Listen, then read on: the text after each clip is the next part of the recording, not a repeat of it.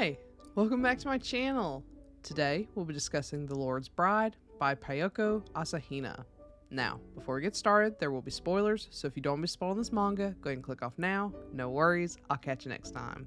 For those of you left behind, let's go over some content warnings. There may be references to arranged marriage, classism, social gaps, homomesia, gossiping, dubcon, aka dubious consent, confinement, death, violence, attempted murder, and abuse, as these things do appear in the manga. Now, if that's all good with you, let's go ahead and get started.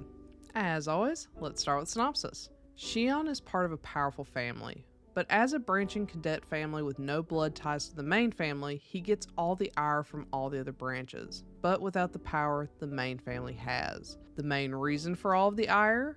It's due to a long-held tradition between his bloodline and the head of the main family. Their ancestors were once in love but could not be together due to their different classes.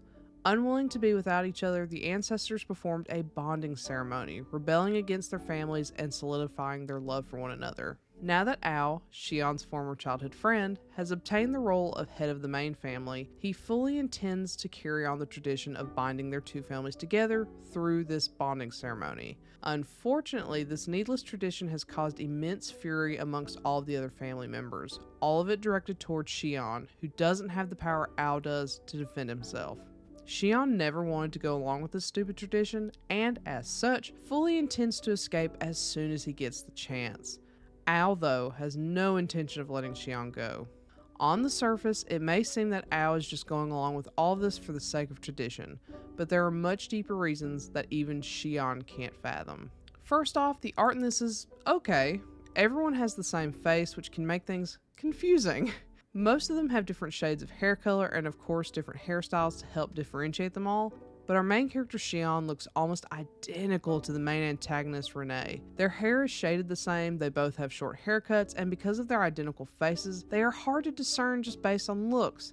Unfortunately, though Ao is much more distinct with his darker hair and eye color, his haircut really bothers me. It's very much Sebastian from Stardew Valley. Not the worst, but not the best either. If you really want perfect and distinct art, this is probably not the one. On the other hand, the story is quite sweet. I like the whole arranged marriage due to tradition, forcing people together concept. It has the added backdrop of inter-family corruption, which adds some interest and intrigue but doesn't feel as powerful as it should, since the person commanding the pawns is a no-name relative only seen for a few panels. I wish Renee hadn't been just another servant in a branch family, but someone more powerful and with more of a reason for getting rid of Shion beyond being loyal to his master. I know why he was given the role of a servant, as it makes him more redeemable in the end, but I still just think the plot to get rid of Shion is weakened because of our visible antagonist's reason for doing it. And unfortunately, as much as I love a good childhood friend's plotline, I'm not fond of this one as much. It feels a bit like an afterthought, and it presents an unrealistic character change. Shion comes off as doting and super affectionate toward Ao, which is completely counter to how he is when he is initially reintroduced to Ao. If anything, Shion seems to vehemently hate Ao when they come back together as adults, which doesn't make much sense since it seems the only reason they grew apart was due to Ao working towards becoming the heir of the family, naturally and gradually growing apart. I'm not sure how that would cause such a rage and anger from Shion toward Ao, especially when he seemed absolutely devoted before. But here we are. I just think the flashbacks to their childhood friendship could have been better utilized to establish their strained friendship. However, what I do love is that they end up breaking the bond. That probably sounds completely counter to what you might expect me to say, but hear me out. Shion and Ao's marriage was based solely on tradition due to the bonding ceremony. Everyone sees it as nothing more than a farce and something that can easily be tossed aside once they've gone through the motions. To legitimize their relationship, they must break the bond and go through a traditional marriage instead.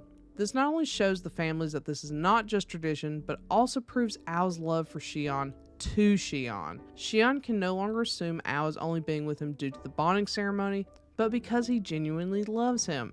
It's such a nice touch and was an integral moment in developing Shion and Ao's romance. I loved it.